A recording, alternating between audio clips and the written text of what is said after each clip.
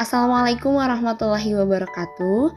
Selamat siang rekan-rekan semuanya, semoga selalu dalam keadaan sehat. Baik, saya perwakilan dari kelompok 1 akan mempresentasikan hasil diskusi kelompok kami mengenai interaksi farmasetika pada sediaan kapsul. Selanjutnya, kelompok 1 terdiri dari yang pertama Diva Mumtazah, yang kedua Fadlah Hasanah, yang ketiga saya sendiri Lavina Hadi, dan yang terakhir Sipa Siti Saripah. Baik, selanjutnya dasar teori yaitu kapsul merupakan sediaan padat yang terdiri dari obat dalam cangkang keras atau lunak serta dapat larut. Kapsul sendiri memiliki 8 macam ukuran yaitu 000, 00, 0, 1, 2, 3, 4, dan 5. Selanjutnya, keuntungan dan kerugian sediaan kapsul menurut Murtini. Keuntungannya yaitu yang pertama, bentuknya menarik dan praktis. Yang kedua, dapat menutupi rasa dan bau dari obat yang kurang enak. Yang ketiga, memudahkan dokter untuk memberikan resep kombinasi dari berbagai obat dengan dosis berbeda-beda sesuai kebutuhan pasien. Sedangkan kapsul mempunyai beberapa kerugian. Yang pertama, tidak cocok untuk diisi dengan zat-zat mudah menguap karena pori-pori cangkang tidak menahan penguapan. Yang kedua, tidak cocok untuk zat-zat yang higroskopis atau mudah mencair. Dan yang terakhir, tidak cocok untuk zat-zat yang bereaksi dengan cangkang kapsul. Selanjutnya, tujuan praktikumnya yaitu untuk mengetahui interaksi farmasetika pada sediaan kapsul yang mengandung efedrin, asetosal, dan luminal. Baik, untuk yang selanjutnya yaitu alat dan bahan. Alat yang kita gunakan yaitu mortir, stamper, spatel, sudip, plastik klip, dan timbangan. Untuk bahan yang kita gunakan yaitu efedrin, asetosal, luminal, dan cangkang kapsul. Baik, untuk yang berikutnya yaitu resep atau formula yang akan kita buat yaitu efedrin sebanyak 0,025, asetosal sebanyak 0,4, luminal sebanyak 0,015. Lalu campur dan buatlah dalam bentuk kapsul sebanyak 15. Untuk monografi bahan ya, efedrin berdasarkan Farmakope Indonesia edisi 6 pada halaman 479. Sinonim efedrin, bobot molekul 165,23, rumus kimia C10H15NO. Pemberian zat padat menyerupai lemak, tidak berwarna atau granul hablur putih. Kelarutan larut dalam air, etanol, kloroform, eter sedikit dan lambat larut dalam minyak mineral. Khasiat yaitu simpatomimetikum. Wadah dan penyimpanan yaitu dalam wadah tertutup, tidak tembus cahaya. Inkompatibilitas, inkompatibel dengan luminal. Monografi bahan asetosal berdasarkan Farmakope Indonesia edisi 6 halaman 170.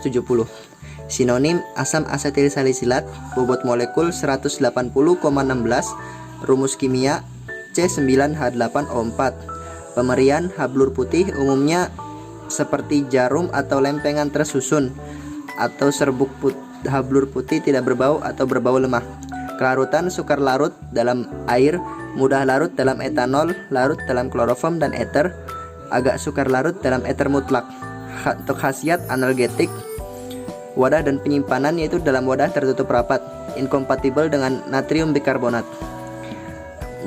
Monografi bahan luminal yaitu sinonim penobarbital, bobot molekul 232,24, rumus kimia C12H12N2O3. Pemberian hablur kecil atau hablur putih berkilat, tidak berbau, tidak berasal dapat terjadi polimorfisme. Kelarutan sangat sukar larut dalam air, larut dalam etanol, eter, larutan alkali hidroksida dan alkali hidroksida dan alkali karbonat. Khasiat sedatifum. Wadah dan penyimpanan dalam wadah tertutup baik, inkompatibel dengan efedrin. Baik, saya Fadlah Hasanah. Di sini saya akan memaparkan perhitungan dan penimbangan bahan berdasarkan resep tersebut. Yang pertama, untuk efedrin, 0,025 gram dikalikan dengan jumlah sediaan kapsul yang akan dibuat yaitu 15, hasilnya 0,375 gram atau 375 mg. Yang kedua, asetosal, 0,4 gram dikali 15, hasilnya 6 gram atau 6000 mg. Yang ketiga, luminal, 0,015 gram dikalikan dengan 15, hasilnya 0,225 gram atau 225 mg. Untuk menentukan nomor cangkang kapsul, dilakukan dengan menjumlahkan seluruh bahan, kemudian dibagi dengan jumlah sediaan kapsul yang akan dibuat. Diketahui, tiap kapsulnya akan mengandung 0,04 gram. Berdasarkan perhitungan tersebut dan mengacu pada buku ilmu resep volume 2 halaman 138 dan juga pada tabel di samping kanan, maka pada resep ini digunakan cangkang kapsul nomor 0 yang dapat menampung massa serbuk hingga 0,5 gram. Adapun cara kerja atau prosedur pembuatan sediaan kapsul ini yaitu yang pertama, siapkan alat dan bahan. Yang kedua, setarakan timbangan. Yang ketiga, timbang masing-masing bahan. Yang keempat, gerus asetosal sampai halus. Yang kelima, tambahkan luminal, gerus sampai halus dan homogen. Yang keenam, masukkan efedrin, gerus sampai halus dan homogen juga. Lalu yang ketujuh, bagi serbuk menjadi 15 bagian sama banyak menurut pandangan mata. Yang kedelapan, masukkan ke dalam cangkang kapsul nomor 0 sebanyak 15 buah. Yang kesembilan, masukkan ke dalam plastik klip. Dan yang ke-10, beri etiket dan label. Berikut ini hasil pengamatan kami terhadap sediaan kapsul yang telah dibuat. Pada hari Senin 14 Februari 2022 atau hari pembuatan, sediaan kapsul terlihat mengkilap dengan serbuk berwarna putih, halus, homogen, kering, dan beraroma khas obat. Pada hari Selasa 15 Februari 2022 atau H+1 pembuatan, tidak terjadi perubahan apapun, sama seperti hari sebelumnya. Pada hari Rabu 16 Februari 2022 atau H+2 pembuatan juga masih belum terjadi perubahan apapun. Sedangkan pada hari Kamis 17 Februari 2022 atau H+3 pembuatan terjadi perubahan berupa kapsul tidak sekeras hari sebelumnya atau melunak dan serbuk menjadi agak lembab ketika dipegang. Untuk hasil pengamatan H+4 sampai H+6 akan dipaparkan oleh rekan saya. Baik, saya Sipa Siti Saripah. Di sini saya akan melanjutkan memaparkan materi mengenai hasil pengamatan. Pada hari Jumat tanggal 18 Februari 2022, sediaan kapsul menjadi lebih lunak daripada hari sebelumnya dan serbuk menjadi lebih lembab. Kemudian pada hari Sabtu tanggal 19 Februari 2022, sediaan kapsul menjadi lebih lunak lagi sedangkan kelembaban serbuk sama seperti hari sebelumnya. Kemudian pada hari terakhir pengamatan yaitu pada hari Minggu 20 Februari 2022, sediaan kapsul menjadi sangat lunak dan semakin tidak beraturan, serta serbuk semakin lembab. Baik, materi selanjutnya yaitu mengenai pembahasan. Pembuatan sediaan kapsul berdasarkan resep yang terdiri dari efedrin, luminal, dan asetosal menyebabkan terjadinya interaksi farmasetika atau inkompatibilitas. Hal tersebut disebabkan karena adanya inkompatibilitas antara efedrin dan luminal. Campuran antara efedrin dan luminal menghasilkan campuran yang lembab karena penurunan titik lebur kedua zat atau eutektikum.